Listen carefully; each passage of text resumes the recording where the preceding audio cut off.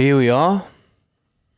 Nice one, guys. I'm here today to show you and tell you a little bit about the song we just released. It's called The Me I Know. We produce all of our own stuff, so I have it here. I think I'm going to start and talk a little bit about what the song means, what that could mean to others, and what it means to me. This one is, it's kind of about that feeling of not recognizing yourself in the mirror. You'll go so far, life just keeps going and going and going and going. Sometimes you get to a point where you're like, am I where I thought I was going to be? Is this where I'm supposed to be? And you'll look back at things you've done or things you've said to people and you go, oh, that's not me. That doesn't seem like the me that I know. And I guess in a way it's about separating yourself from who you have been in the past. Sometimes that's a good thing. Sometimes you look back at yourself and go, oh, I'm a better person now. It's about being a better person. But it can be about missing parts of yourself as well. It's about the journey of learning who you are and who you want to be and working towards something and leaving the things that we don't like about ourselves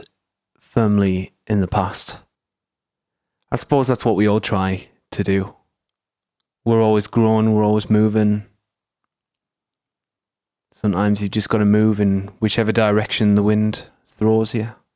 So I'm going to talk about a bit of the inspiration behind the song. I think we were on tour in January and we had Radio 1 in the car, just blasting the tunes all the time. Maybe it's just the nostalgia of it, but there was something about the collection of tunes that were in the Radio 1 playlist at the time. It always just made me remember what a great time we had. One song in particular was by Mimi Webb, a song called Red Flags, and it really made me pay attention to syncopation. And I really wanted to do a song that was quite heavily syncopated, but it was still quite upbeat and something you could dance to and something you could bop to, but rhythmically it is still quite complex. So I started working on this one. I started with a rhythm like do do do do do do do do do do do do do do do do, and this whole song is based on that rhythm.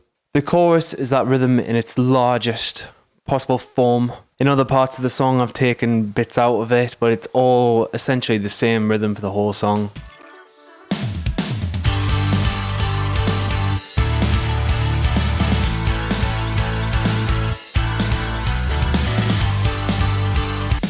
I think I started with the verse. It would have been the verse. I started on the bass. It's the same rhythm, but a bit of a simplified version of it. And this is that bass that I started with.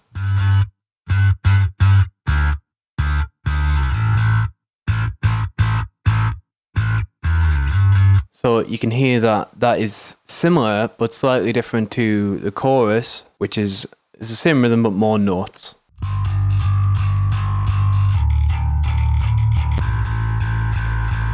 And once I'd worked out that was what I really wanted to do, it's just a case of messing about with it really and just making different variations of stuff. I will play the demo a little bit. Sometimes when we write songs, they change a lot from the demo and sometimes they don't. This one was one of the tunes that didn't really differ too much from the demo, instrumentally at least. I will play a bit of the demo. I tell myself I don't mess around no more. Sugarcoat my eyes shut, sugarcoat my life.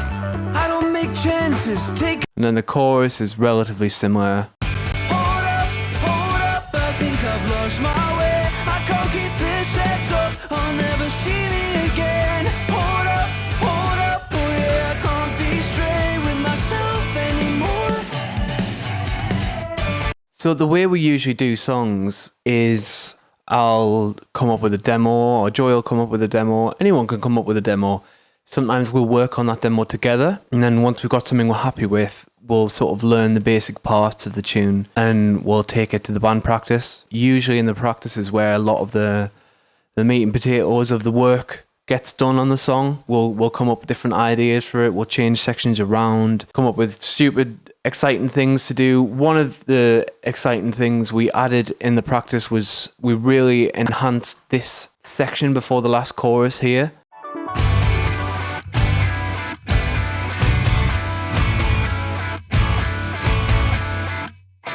We got into the practice and I think Brad wanted to do something a bit crazier in that section, so we worked it out a bit and Brad did his thing and we ended up with this.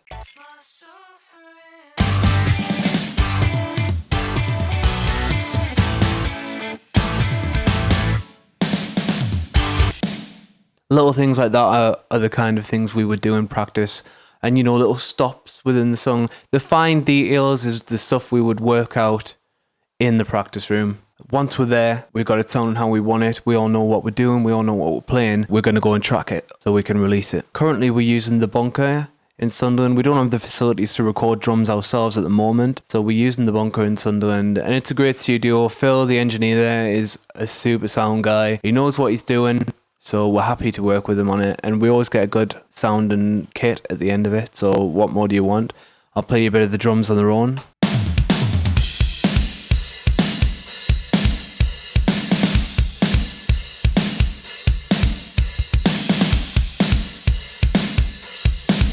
This session in particular ended up really sounding super good.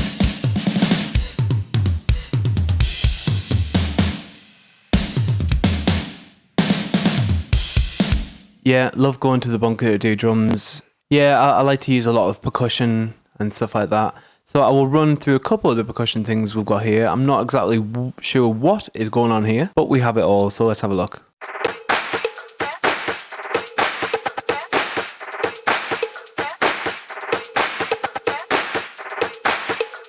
Usually towards the end, when we're making a final recording, I like to just go in and just find loads of random sounds or make some random sounds and just chuck them all over the place in the song.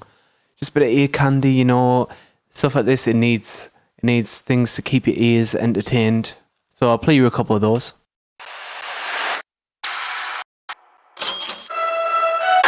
Got a cash register in there for some reason.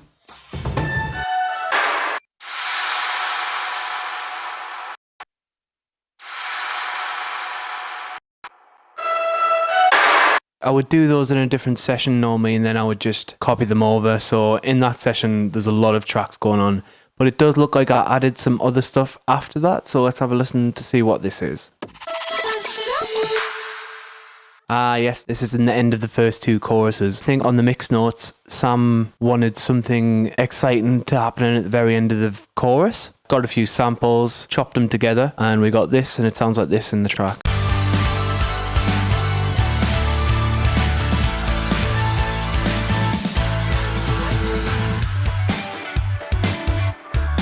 Gives you something interesting to listen to. Cool, what's next? Yeah, we've got the bass going on.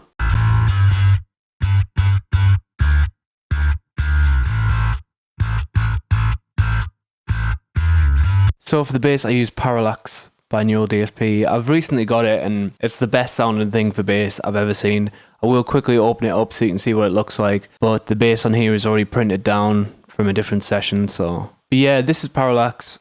I couldn't recommend it anymore. It's mainly for metal stuff, I believe, but it has a really nice preset called Fat Clean. And I tell you, we use that live now because it's so good. I wouldn't want to use anything else. And that sounds like this.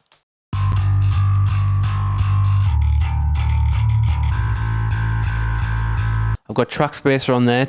The kick is being sent to track spacer, and all that does basically is it ducks the low end of the bass a little bit when the kick hits.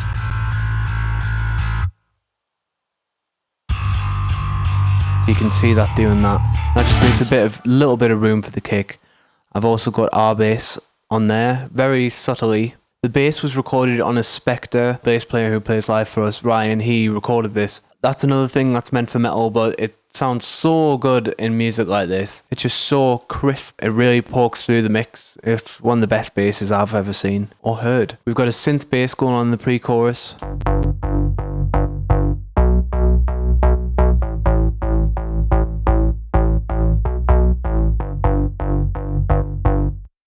Once again, a bit of our bass on that, a little bit more just because it's a bit subbier. We're boosting a bit of 1K, a little bit of 1.5K on there. Little bit of Tal chorus. This is a great free chorus plugin if you ever need something like that. Next up, we've got rhythm guitars here.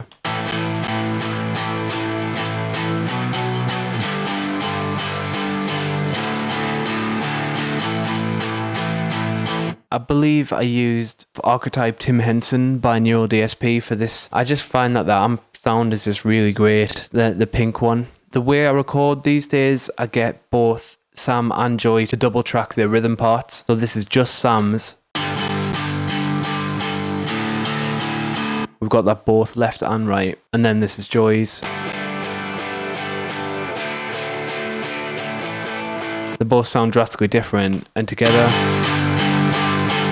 it really just beefs it up, makes the rhythms sound really powerful.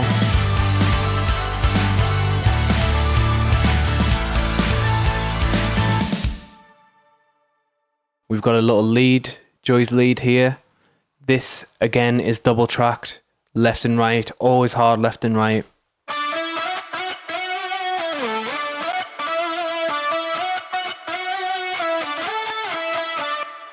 I've got a synth or two doubling up that as well. I've got a piano and a synth lead.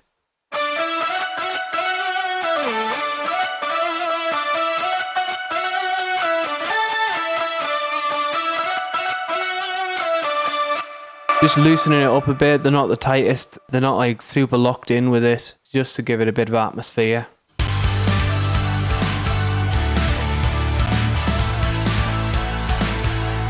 That's without those synths. It really just adds a little bit more to that lead part.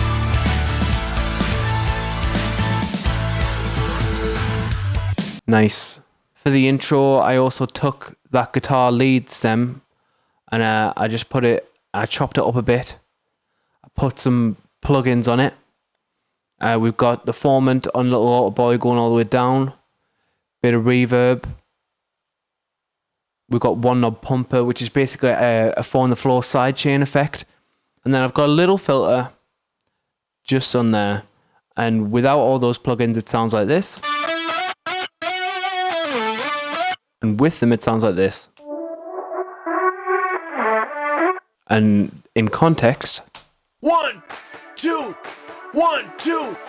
Whoa, sorry, I've got the count in on there. Yeah, we use this count in for the live set. 1, 2, 1, 2, 3, go! It really gets you pumped. I'm in safe hands when I know that man is coming in. He's telling me what I'm gonna do. I don't know what you would want to name him. If you have a name for him, please let me know. Clean Guitars again is Archetype Tim Henson.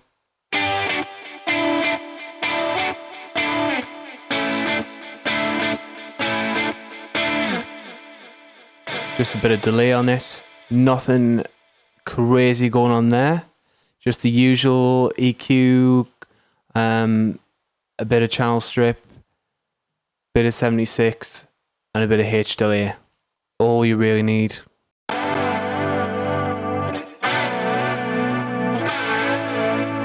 Yeah, we have these chords playing in the bridge sections as well. I've got, again, that one knob pumper on these, because they happen in quite a dancey section, so I really wanted to emphasize that 4 on the floor. You can really hear that pumping with it. Cool. This survived all the way from the demo actually. It's my 12 string, it's just there. And there was a full part, but I ended up just taking most of the part out and just having that first. Just really transitions you nicely into that bridge section.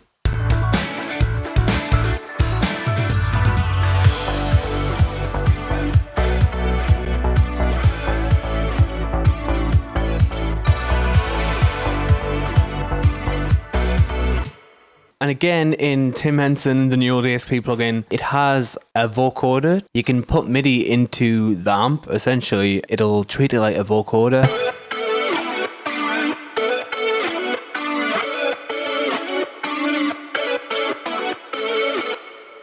So that's what I've done with this. It's just a lead guitar playing a riff, and then I've fed the MIDI of these chords into it. Okay, I think that's it for guitars. We're on to keys now. There's not a hell of a lot of synths and stuff going on in this tune. It's quite a bandy song. The main synth that you hear in the verses is just an arpeggiator, and it sounds a bit like this.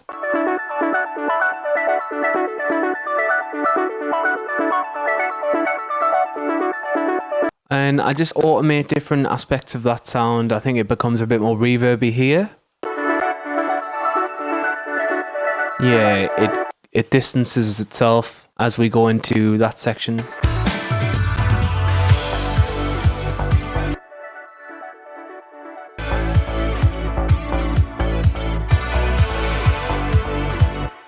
The chorus, there's only one main keys part, and it's this.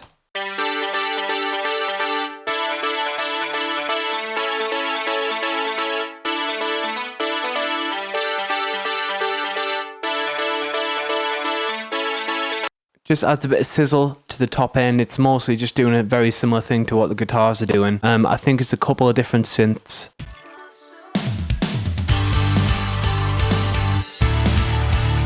Without that, it just adds so much to it, even though you don't really, it's not the star of the show.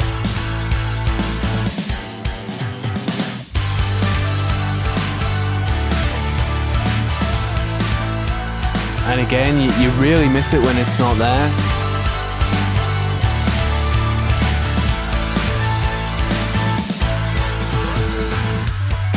Then it goes back to just this main arp in the verse, and then the clean guitars and bass. And that's about it. Instrumentally, there's not a lot of stuff happening here.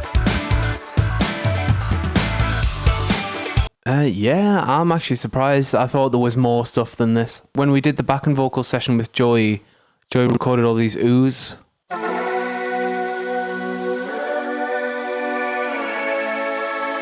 I've affected them quite heavily, but I'll show you them without the effects.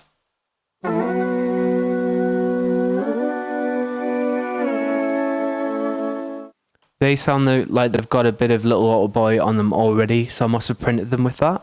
The other stuff that I'm doing, I've got another towel chorus, you can't go wrong with that. Boosting a bunch of high end on it. We've got a delay, and the delay we are actually automating the feedback of. So this purple line here, I'm automating the feedback of the delay. It goes a bit crazy and then it pulls itself back in.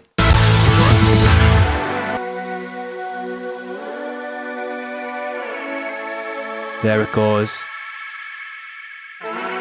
Just to have a bit of an interesting tail on it. Let's go do it again.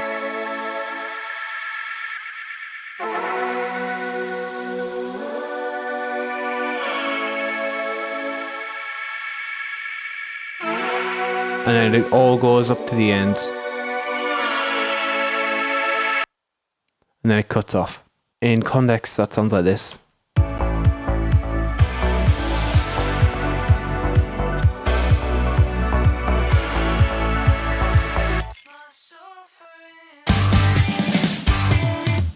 Nice, just try and make it sound as big as possible and then just reduce it to nothing before we hit for the big drum fill section. Okay, I'll touch a little bit on vocals. I usually record myself. It's convenient because I can take as long as I want to do it, but sometimes I find that I have an issue with knowing which takes are the best takes.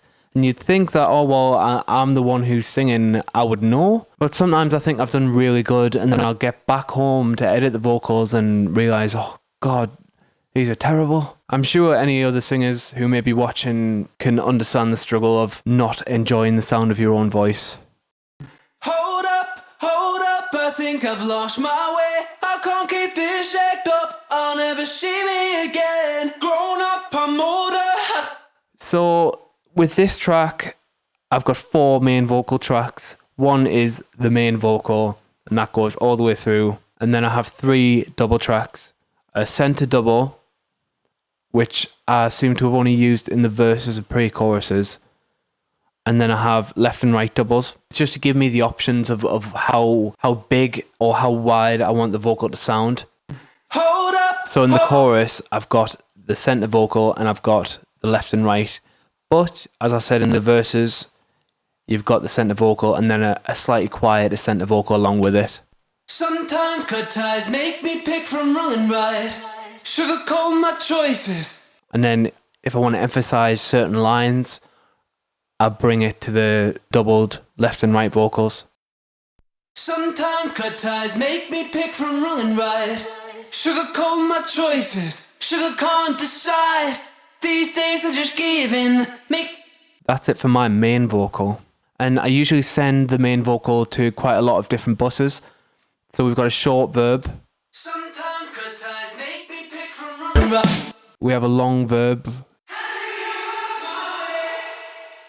I'll usually automate the volume of that, depending on how big I want the section to sound. Then I have micro shift on here, which is it's like a doubling. I think it's like a Haas effect sort of thing. Correct me if I'm wrong, but that just makes it super wide. I send it to that, and that sounds a bit like this. I think I've lost my way. And that just makes the vocal sound a bit even wider, and it softens it up, sweetens it up a little bit as well. Hold up, I think I've lost my way. That's a distortion that I'm blending in just to rough the vocal up a bit.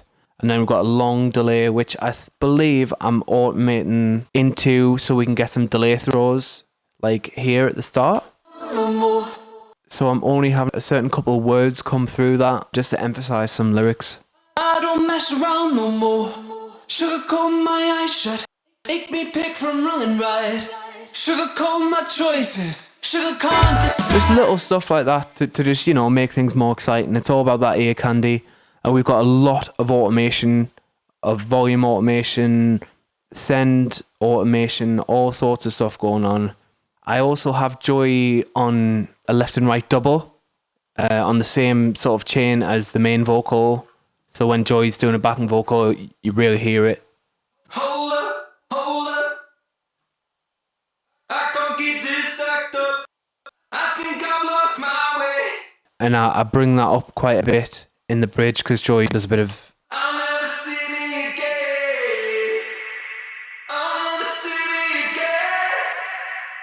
I'm also automating a slap delay similar to those choir parts that I had there as well.